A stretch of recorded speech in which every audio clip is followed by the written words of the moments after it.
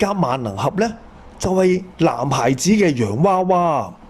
咁點解佢哋特別喜歡呢個鐵甲萬能俠呢啲超合金嘅呢？原來喺1974年啊，世界就面臨咗石油危機，各國紛紛咧就減少用石油副產品塑膠去製造玩具。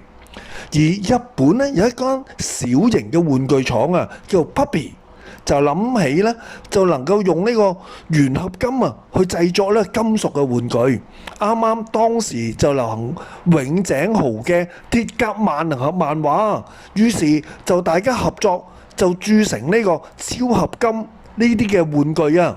最後超合金鐵甲萬能俠咧就大賣。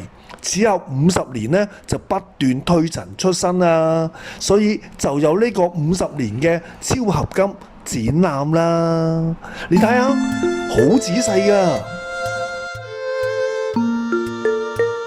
我細個嘅時候呢，都好中意睇漫畫嘅，所以乜嘢大鐵人啊、鐵甲萬能俠啊，都成為呢印象當中呢最大嘅人物啦。唔知喺童年裏邊呢，你有乜嘢嘅鋼鐵英雄呢？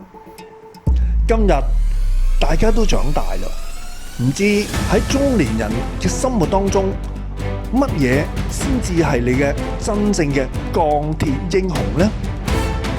我係 Raymond，多謝你收看呢一集，我哋下次再見啦，拜拜。